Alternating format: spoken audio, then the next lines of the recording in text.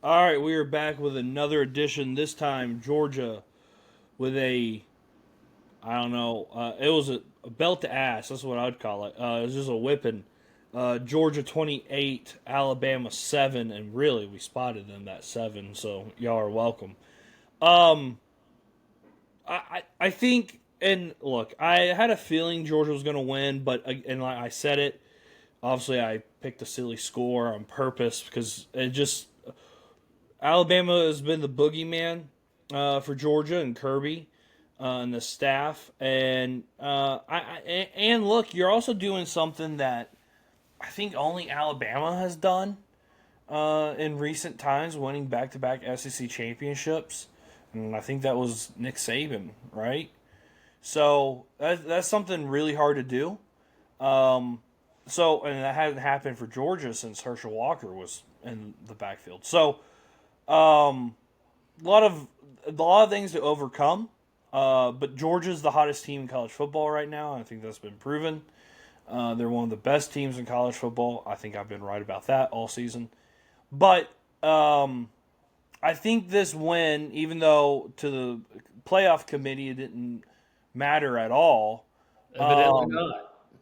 this game was big for the reasons of it was mentally a huge win for Georgia.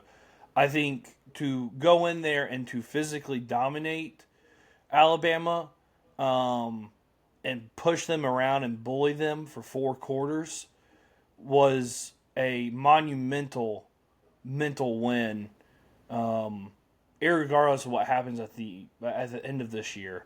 I think this kind of shows you who is the top dog, no pun intended, in the SEC. Yeah, I thought it was a huge psychological win for Kirby Smart and the staff and the players. I will tell you this: the A on the side of the helmet. I know people have said it. It doesn't look like the same A. When you go for -3 rushing yards and you're Alabama, that's unacceptable. And big picture, just talking about Georgia, look, you've been saying they're one of the better teams. Talent, I mean, and I agreed with you from a talent perspective, but I was concerned that this defense early on was so grabby, so out of position, lack of pass rush. We were always okay against the run, pretty good against the run this year. But the amount of improvement, and you asked me a couple weeks back, I really think it was what confirmed it was the Mississippi State game where our defense played well. But I think it was looking back over in the season. I think it was in the fourth quarter of that Ole Miss game Yeah. that this Georgia team, this defense specifically, grew up. But you're right. Physically, I went back, not originally, but I went back and just watched the first half with the sideline reporting from Josh Pate and the other guys that were doing the thing, and even the guys that played football, they were like talking about the speed of Georgia's defense and how physical it was, and the amount of listen. Ty Simpson or Simmons or whatever his name is, he didn't even know Saturday. I can tell you, he was confused as fuck. And he was hit a lot. We got 3 sacks, but he was harassed all night long. That's the element this Georgia defense didn't have. And then you've got defensive backs that are, and I've been one of the ones early on. I'm like, dude, Ellis, you're a 5-star. I mean, where are you? Grabby, getting beat. Now he looks every bit of the 5-star. So it just goes to prove that Kirby and staff are a lot smarter than I am, because I was really concerned about the defense early on in the year.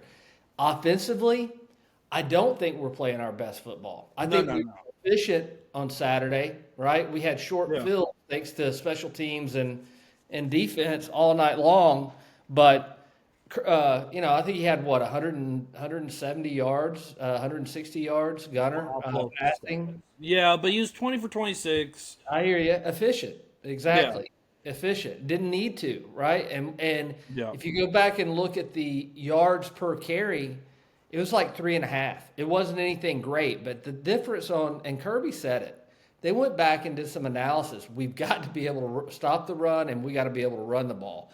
And Georgia's ability to run the ball is the exact mentality of Kirby Smart, stubborn as hell. We may not be running it well, but we're not going to stop. We're just going to keep running it. And, at the end of the game, most times, we dominate the line of scrimmage, which we did on Saturday. Yeah.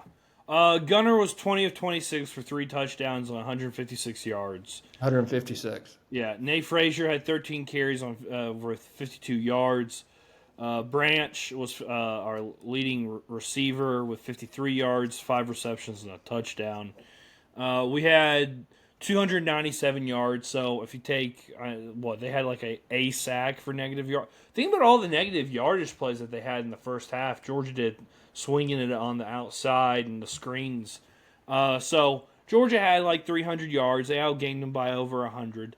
It's pretty simple. But again, which way do you want to go? Because I can go into the offense.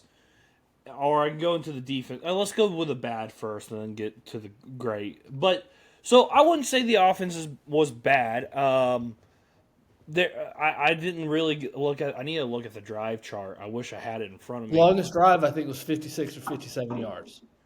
Yeah, but I mean, look, I don't know. Maybe I'm dumb here, but there were a lot of times in that game, especially in the second half, where Georgia could have really dug the knife in deeper and really took over that game to where even that touchdown wouldn't be a glimmer of hope for Alabama.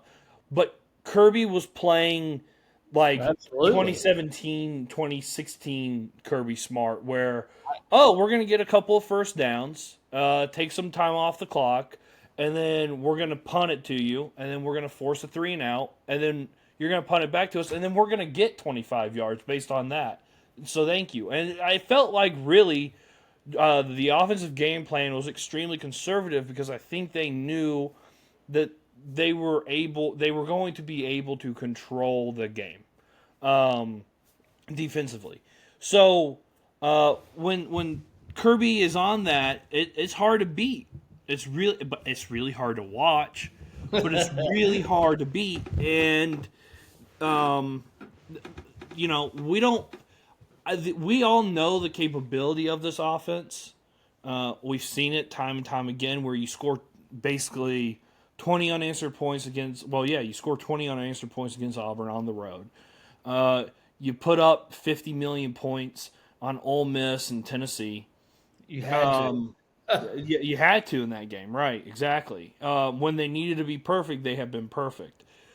So, and there's been a lot of up and down with this offense, and injuries definitely contribute to that. I make no mistake about that. But I would say the past 2 weeks, Georgia has been extremely conservative on offense.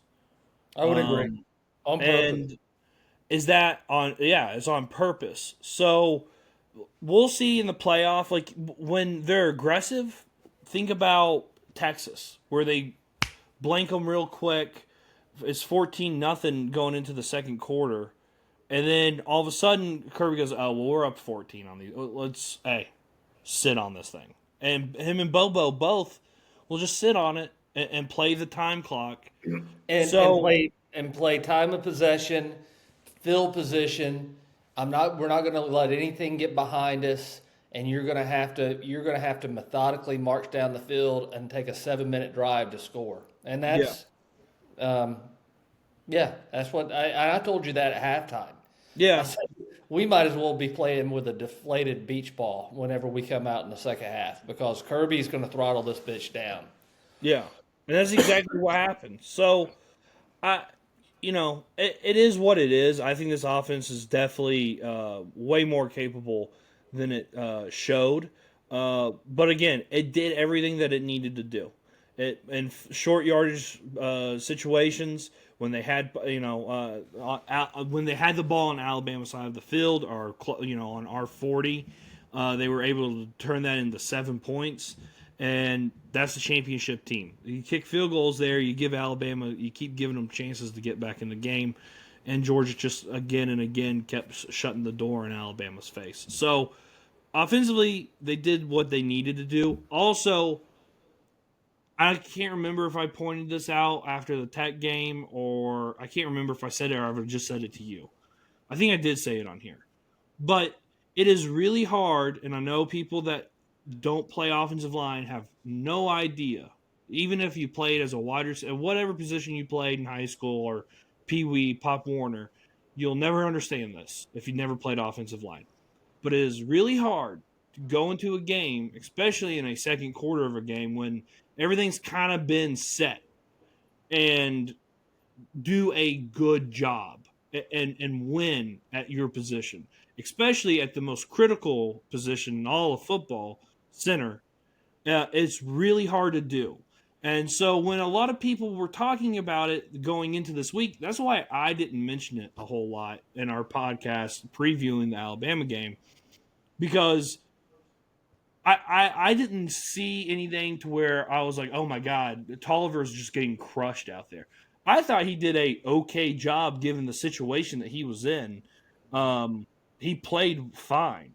So that's why I never said anything about it, because I didn't think it was as big as a deal because of his talent when people were talking about it.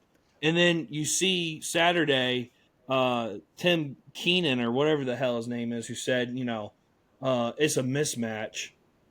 You got your ass whipped by a true freshman. I think called his name one time the entire game. Yeah. So what a mismatch that nose was. guard for Alabama. Yeah, big boy. That could kick my ass for calling him fat, but he's a large human being. Let me just say that. I'm gonna back up. But anyway, go ahead and finish. But he played a great job. Not great, but he had a very good game. Was serviceable. Snaps were right there where they needed to be. Honestly, I thought the snaps against Tech were fine. So Tolliver did a good job, and I don't know if we're gonna get Bobo back for. I would presume it's Ole Miss in the Sugar Bowl, but we'll see. I don't know, but I feel fairly confident with 3 weeks that this kid will be fine and ready to go, given the fact that he went up against Alabama. Couple things that I would say. I think the offense. You're right. It's been conservative on purpose over the last 2 weeks. Couple things. I think Tolliver should be commended because true freshman, right? Yeah. Am I right? All right. Yeah. True freshman. No, he's a redshirt. Redshirt. Okay. Playing in the SEC championship, responsible for making, I wouldn't say all the line calls, but a big part of them up there up front. Yeah. Playing against Alabama, I thought I was more concerned than you because I thought Bobo being at center. Was going to be a big deal. Not being at center was going to be a bigger deal. So that speaks volume about the job that kid did. The only criticism that I have, like I said, the red zone area for the most part, Georgia was deadly, right? Yeah. Red zone efficiency. Against the best defense in the red zone. Yes. So hats off to Bobo down there and to the players for executing. But right before half, I thought that was a squandered opportunity, right? Yeah. I'm not exactly sure what we were trying to do there, but that was a in my opinion, a missed opportunity to even go up by more. And it kind of goes back to our point. Kirby's like, hey, listen, we're not going to make any mistakes. I don't know what the thought process there was, but do you agree that was a missed opportunity? Well, That's 2 back-to-back weeks where, and I excuse my French, but Georgia fucked that up. Back-to-back weeks in the 2-minute drill with the ball before half. We did it against Tech, and I get why you did it against Tech, given that their offense has been so deadly all year, and you don't want to give them the ball back with enough time. Got it, but you still fucked it up, and Kirby admitted that. Then you do it again against Alabama.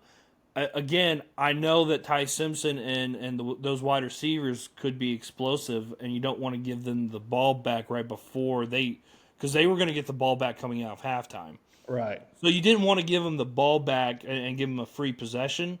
I get that, but there is no plan on with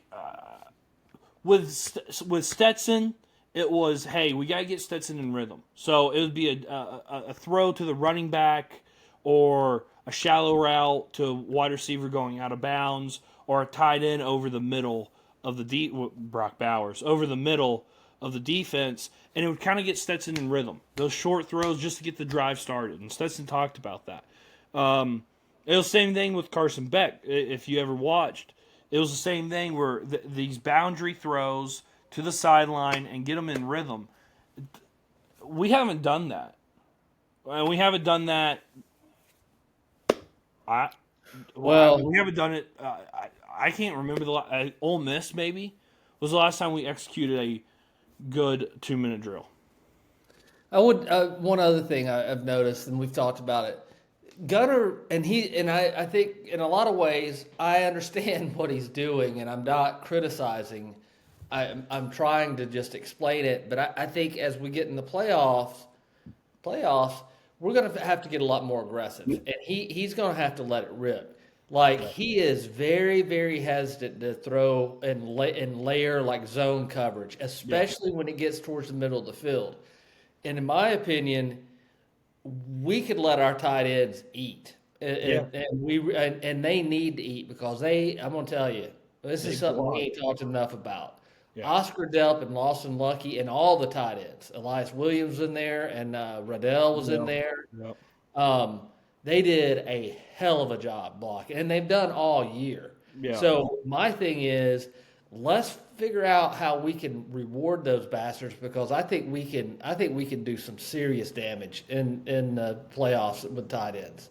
But he's got to get comfortable ripping it and just letting it go, Well, there's games where, like, Texas, he does it. And then Ole Miss, he does it. Tennessee, I mean, that's one of the prettiest. I don't think I've seen a prettier thrown ball from a Georgia quarterback. Yeah. He might as well handed it to him. Yeah. It had to be since Aaron Murray and the back shoulder fades. Like, that was the prettiest ball I've ever seen. So he has the ability to do it. And like you said, I get what he's doing. I totally get it. You don't want to put the ball in harm's way. You don't want Kirby up your ass. Defense is really good. Defense is really good, and you can just and you have a really good run game, and you can maul people. I get that, but sometimes as a quarterback, you got to be aggressive. You got to be a little bit of killer, and he is. Just in that one area, he's not, and maybe we see it in the playoff whenever it's do or die. But, whenever he's running over people and putting the shoulder into him, he's a killer there. So you see it.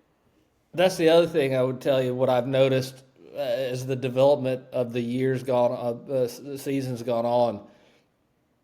Bobo designs runs for him really early. Yeah, Stetson would get in rhythm by throwing the ball. Yeah. Gunner gets in rhythm by running the ball. He's got to get hit and get in the game. So it's just a difference, and that's the other thing about Gunner. You will not. It's very rare. He will take a zero gain, like he could throw the ball away, or he'll get 4 yards. You know what I mean? And just dive forward. Those are huge, just unseen, unnoticed yards in a game. Yeah. That your offensive line and the rest of your offense, they notice that shit. It's like, damn, he bailed us out, or he didn't, fuck us out of a play there. Right. He got positive yards. So that's huge for an offense. So he does a lot of good stuff. I'm just hoping, like we've been talking about, in the playoffs, when appropriate, Kirby's got to unshackle him a little bit. Hey, he's got to, because he can do it, and that's the thing that's frustrating, is because you see it, and he's a very special athlete, and I read it wrong. I'll say it every time. I was very wrong. I'm sorry. Also, I rewatched the entire game. Boy, Gunner was talking some shit. I heard other people talking about that he was. Oh, it was who was it? Somebody else said it too. Yeah, they were saying he was jawing a little bit down there. That's good. Hey, I like that. Talk your shit. Too. Yeah, get after it. So that was offensively. Special teams, By the way, I should have I've pointed out this nugget before to you. I think I did it last year.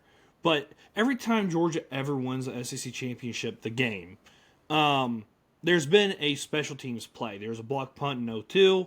05, there was I think a block field goal. 2017, block field goal.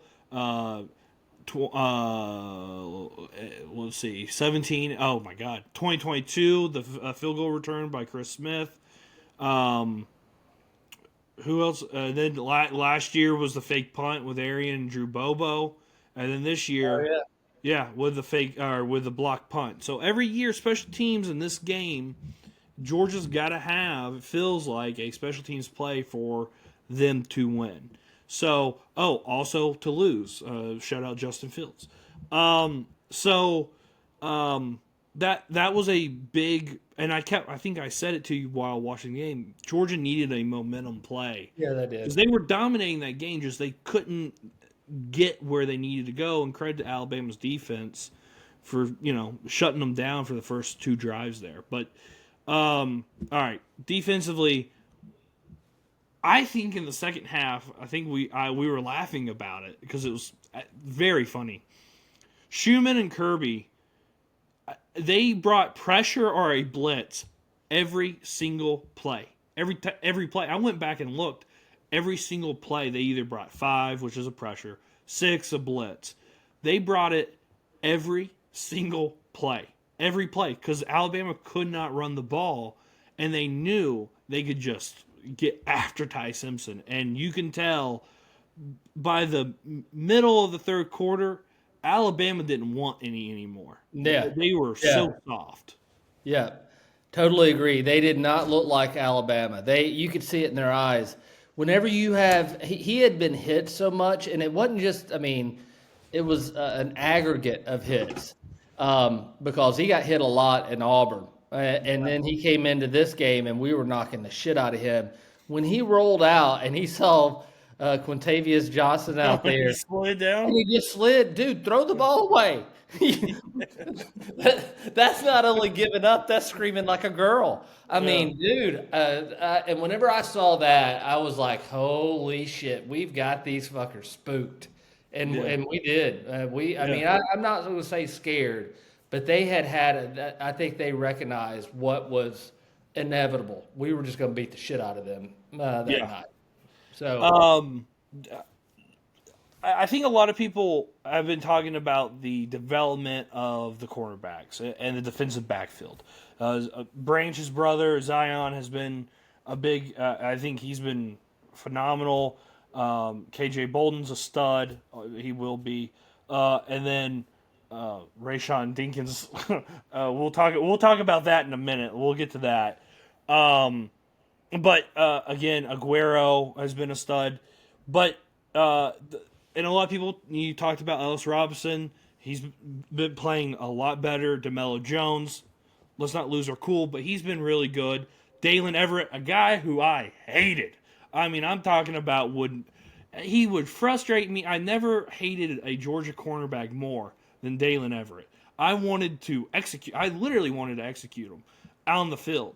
But boy, has he turned it completely. He's been solid. So I'll give him all the props in the world. I apologize for your learning.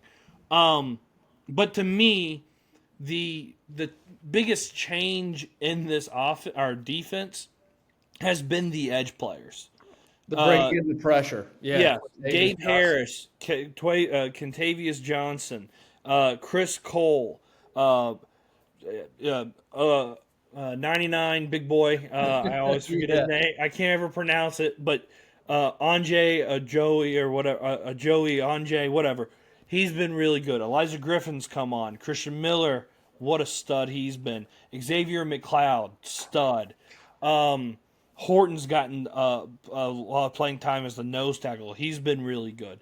So this defensive line and the outside linebackers and the defensive ends have played so much better. And I think we've talked about this since this podcast has started. The thing that was missing from 21-22 to 23-24 and then this year has been the edge play of Georgia's defense. It is critical, especially in Kirby's defense, to have solid edge players. And I think I want to give us a little bit of credit. When we watched and we saw up close and personal against Marshall, how fast they were and how lean they were and how they could get to sideline unbelievably quick. We were like, wow, this defense is built different, but man, are they fast. They can move and they can get places and close gaps. And we saw it then, but it had to take time and it had to mature a little bit. To me, the edge and the defensive line has completely changed this defense and has helped the cornerbacks get even better and got them to play more confidently. Whenever you're able to make the quarterback throw faster, they can cover better. So it goes hand in hand, and I think that has been the greatest. I mean, this is one of the Kirby's and the staff's. Last year was probably the best, but this year has been really good. That I don't think a lot of programs, I can't think of any programs, can improve in season on a deficiency. I don't agree. Yeah, not many teams can do that. Well, you look at the teams that aren't. I mean, what teams are getting better as the season goes on? Alabama didn't. No. Ole Miss, I don't think you can say Ole Miss did. No, I think they've got Texas faded, right? Yeah. I mean, so Texas A&M, they didn't end up on a high note, and their schedule was kind of light by SEC standards. So, credit to Kirby's staff, credit to the players to continue to work and to grind. And you're right. I'll go back to something that you said earlier. This is not the Jalen Carter, Jordan Davis, Trayvon Walker defensive line. Yeah. These defensive linemen, especially on the edges, are more rangy. Even 99, he fights. Watch him play. He has a motor. It does not quit. He fights, and he's not very – I mean, he's – by defensive line standards, he's light. But, damn, I'd hate to fight him for 4 quarters because it would be tough, right? And I was mentioning watching that Josh Pate and, what is it, Bussin' with the Boys or whoever was on there. Yeah. And those two guys, one played at Nebraska and one played at Michigan. You know, it's funny watching or hearing other people that, know football, but they're not big Georgia guys. But the speed of Georgia's defense, it caught their attention. They were like, wow, these guys, they can be out of position by a step or two, take a wrong step, and still make up ground. And that's the difference with this Georgia's defense is we are really – I think they're really, really fast and very rangy. And now they know what the hell they're doing. Yeah, which should be scary to the rest of the college football world. All right, last thing about this game. Rayshawn Dinky? I don't know. Look, I know I heard his name in fall camp as someone that was probably going to play or get playing time, and then I don't know what happened, never did. Then all of a sudden, right, like 15 minutes before kickoff, I'm scrolling through Twitter, and I see, oh yeah, Rayshawn Dinkins is going to start. I go, what? Fuck. That's not good. Dude, what a game. Yeah. What a game that guy had. Unbelievable. High discipline in the right places, physical. And honestly, you had a leg up on me because I'm like, who the fuck is 27? I haven't seen him all year. And he's playing in the SEC champion. I'm like, is that really some kid named Dinkins, or Kirby go get one of the ex-Alabama players? I don't know. We just the other one. I know we're going to get, but what about, dude? We haven't seen Roderick Robinson all year long. Catches a touchdown pass. Who else got in that and had a Cole Spear made a big Cole Spear. There was somebody else that we hadn't seen really very much all year, and the next thing you know, they're in the game in the SEC championship. It's a Kirby special to pull those out on you. I don't know about that. Yeah. So all in all, great win mentally. So let's now. I know this is going to be a little bit of a longer podcast. I was trying to keep it short, but there's a lot to cover here. So we have this high, feel pretty good. I feel pretty good. By the way, Dean Legge's got to stop hedging his bets. And I have a problem, and I hope someone is listening named Ryan. I hope someone is listening to this over at Dog Post. You got to stop hedging your bets. Like, I hear this team could possibly win.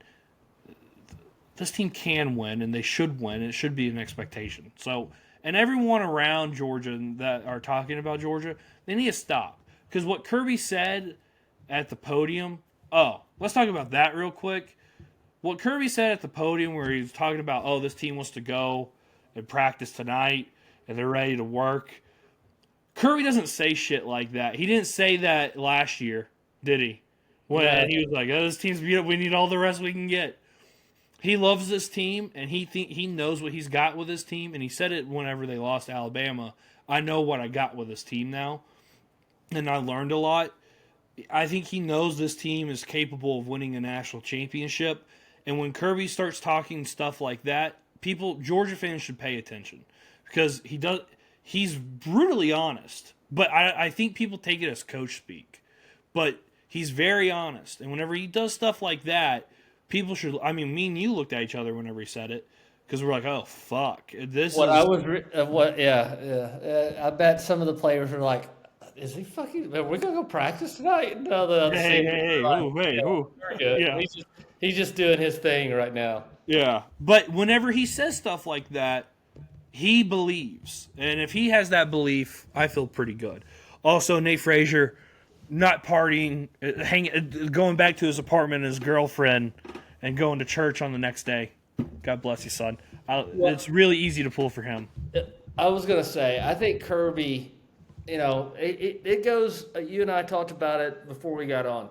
In a lot of ways, Kirby's coaching like coaches used to coach 10 years ago. And that sounds silly for me to say, but with all the NIL and the transfer portal, Kirby still believes in fundamentally old school football, and that he likes kids that are committed, to the University of Georgia for the right reasons, that are willing to work and that love football.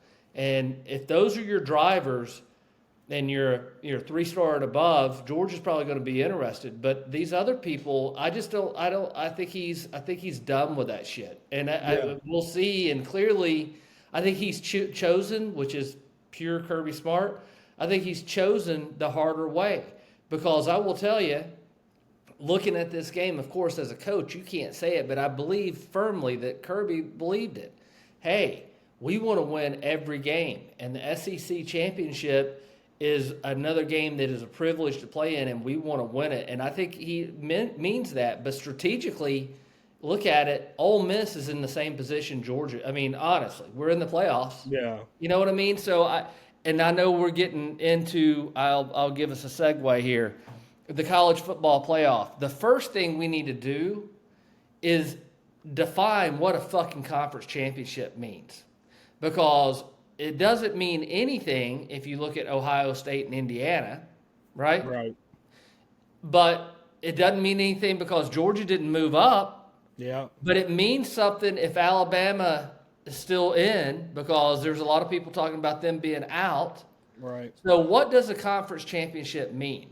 Because that was a glorified scrimmage with, Ohio State and Indiana, right? That didn't mean shit. No. So I don't understand and then, we've got a lot to talk about. But then you have Notre Dame ranked above Miami for the last 2 weeks, maybe 3 weeks.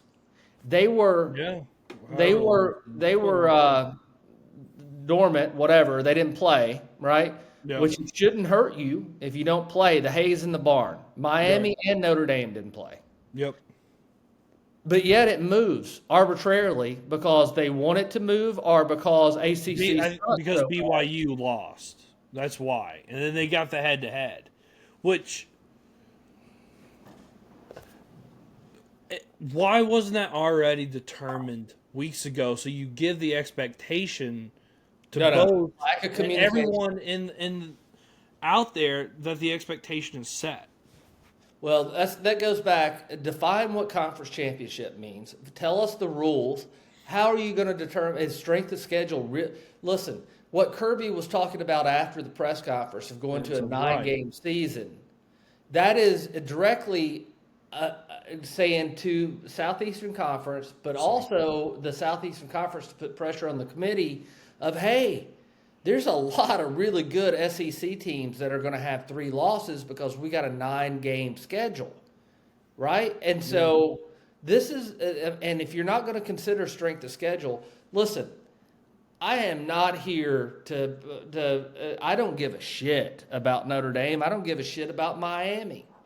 But in all fairness, to me, if you're going to choose the best 12 teams, you can't have 2. You got JMU and Tulane. They don't deserve to be there. They're not even in these games. Listen, Ole Miss beat Tulane 3 weeks ago or whatever in the season by 30 fucking points.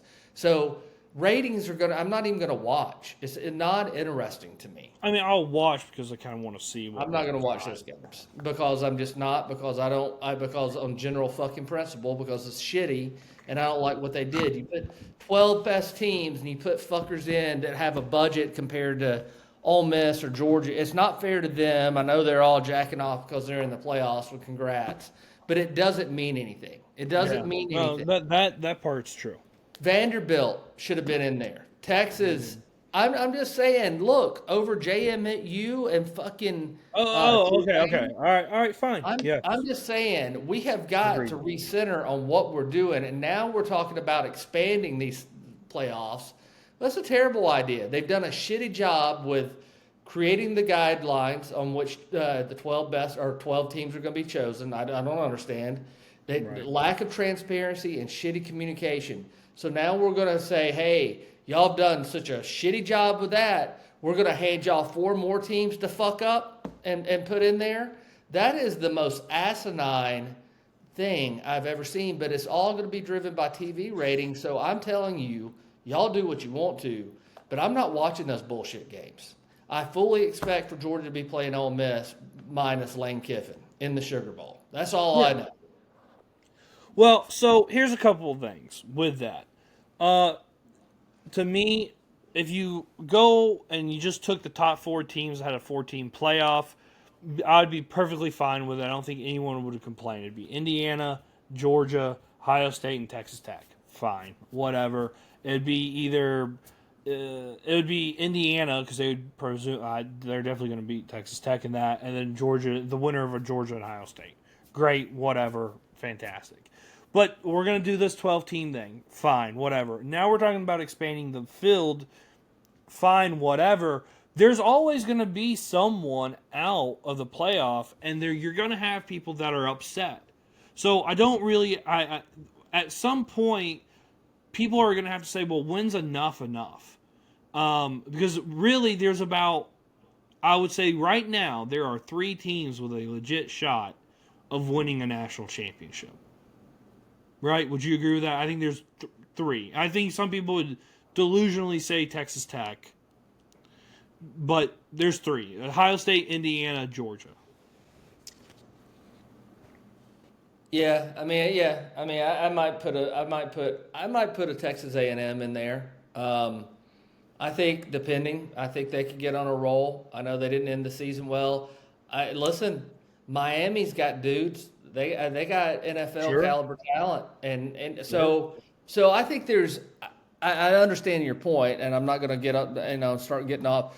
But yeah, I think there's probably 5 or 6 teams that could legitimately look. I think you can start the fucking season that way.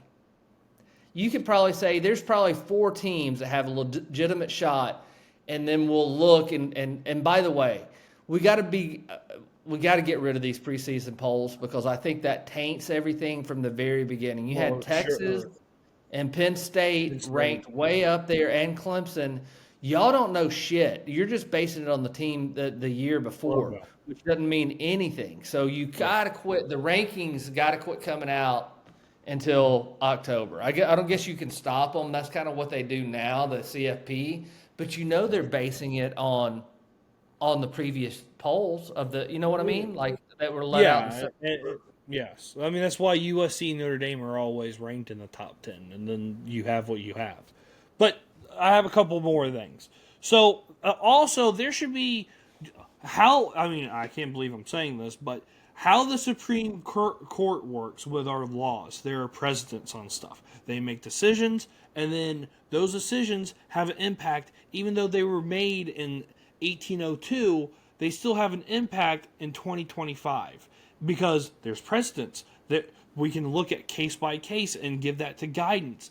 Why are we making up rules to the game just on a yearly basis? Georgia dropped six positions or 6 spots in 2023 because they Being lost penalized for playing in the championship. and then they drop, and then all we're told is, well, in the 12-team playoff you would be in, so next year you'll go get them. Well, we didn't have Brock Bowers and Ladd McConkey, assholes.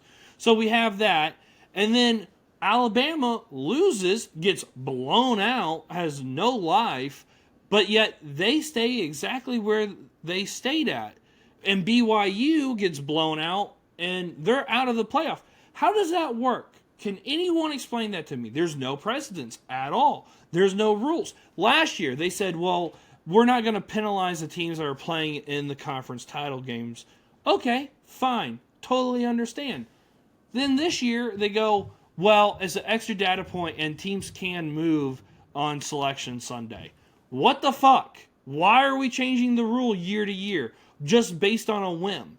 These people that are in the room, they're a bunch of old white dudes, one black chick, which I don't know. They're a bunch of administrators. They're ADs and shit and presidents. Well, the one chick, she did play. She played at the. She was under Andy Landers. She played Georgia basketball, so I don't have a problem with her. The rest of them, though, they're all like you said, they're all ADs. And if they played football, they played at Ohio Wesleyan, and these small people schools. Always say, watch the games. I'm telling you, it won't make any difference if they watch the games. They don't know what they're looking at. They have no idea. These athletic directors, if you read the bios, some of them are like, he's the AD and they have won a national championship in lacrosse. Why the fuck does that get you on the CFP committee? What does that do with football? Dude. Exactly. So my point is, we need to burn down the entire committee.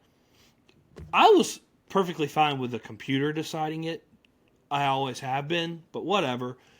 But either have people that have played football, and you can have equal representation. You can have SEC, Big 10, ACC, Big 12, the Pac-2, the G5, whoever. Put them in a room. If they know football, if they have coached at a high level, the only person I trust in that room to make a football decision is Mark D'Antonio. Because that's the only guy that coached at a high level. So, like Mike Riley, he sucks. He got fired from Nebraska and he got fired at Oregon State. He sucks. Mark D'Antonio, I trust. Rest of them, no go. So, there needs to be a change in the whole committee system. Who's getting in? Why are they getting in? Just because you're AD and you won a national championship in women's acrobatics doesn't mean that you get to choose who's the 12 best teams in college football. And then also, you need the SEC, the ACC, Big 10, Big 12, whatever. They need to get rid of some of these crazy tiebreakers. It would help if conferences were smaller, but whatever. That's not going to change. They need to have who's the highest ranked. Those need to be the tiebreakers, not margins of victory and winning percentage of opponent. That's crazy stuff. So there needs to be more concrete rules across the board for these conference games, so you don't have a 7-5 Duke playing in the ACC and winning it against a 10-2 Virginia. It just doesn't make any sense to me. Those things would help this, and also the G5 has to earn their rankings. Cincinnati did. Boise State was one of the better G5 teams, the last year Boise State team. But they got a bye last year. Yeah, I know. But they hung in there with Penn State for 3 quarters. But that was the better G5 teams that we've seen in the past 10 to 15 years. And they still got their doors blown off. So there needs to be criteria for the G5, not just because you're the highest ranked G5. There needs to be criteria for that. And if you want to, get rid of the G5 completely in the playoff and give them their own playoff. That's completely fine. Something needs to be done because this product is just watered down. Well, first of all, I'm going to go back and since we're using historical and political science references here, I would say you're when you're talking about precedents, you're under the misunderstanding that we're working under a constitutional government. There is this isn't even the Articles of Confederation. This is all the king's men sitting around in a smoky room telling everybody else what they're going to get to consume, and as long as people consume it, it's not going to change. So all this shit is never going to change. What really should happen, and this will go over like a turd in the punch bowl, but what really should happen is some percentage of the decision needs to be computers. With AI being what it is today, why are we leaving this up to politics and human fallibility? A. Yeah. B. Let Vegas Sharks weigh in on it. They watch these fucking lines. These guys, these guys and women, they don't get this shit wrong too often. So you let them weigh in on who are the X number of best teams. I don't think it needs to be. I've never thought it needed to be 12. I think we need to be at 8. Maybe that gives you four bowl games. I think that's the perfect number is 8. But if AI and maybe we let the committee, if we want to have politics involved and all guys that are administrators getting in back rooms and jerking each other off over cigars, maybe we let them choose 2 of the remaining. Something to throw them a bone to where people watch TV and you get the sad sacks like Notre Dame's of the world and the ones that are hanging on hoping they'll Vanderbilt's of the world tuning in to watch to give some TV drama. But they don't want to fix this. There's no incentive to fix this. People are still consuming this shit. This has been the hottest in terms of what they call parity, and all this stuff is good for college football. So we can sit here and bitch and wring our hands about it and all that, but here's the good news. If you play in the SEC and you do what you need to be doing, there's no reason why you shouldn't be in the fucking playoffs. And if you don't, right, if you're a bubble team, if you're a Vanderbilt, win another fucking game. I don't know what to tell you. Or beat teams that are in the top 15. Yeah, play.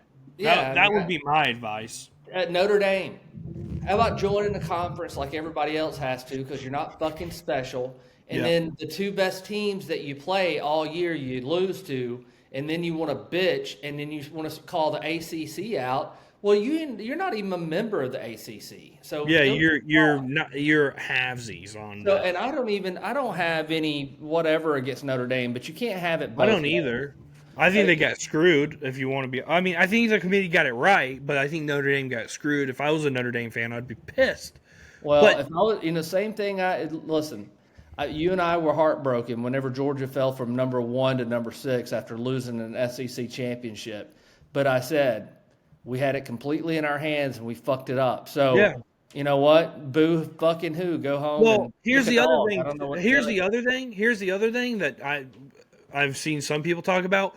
Georgia got denied that playoff, then went to the Orange Bowl and another team that got denied the playoff, and we beat the fuck out of them and made a statement. They didn't even want to be there. And they didn't want to be there. And Notre Dame took their ball and cried, and then they quit. And if I was a kid on the Notre Dame team, I would be apoplectic and pissed off at the administration. By the way, if you want to be a storied program and be lionized as a program, Newt Rockne and Rudy and all the other things, you play the fucking game, right? Yeah. You play the game.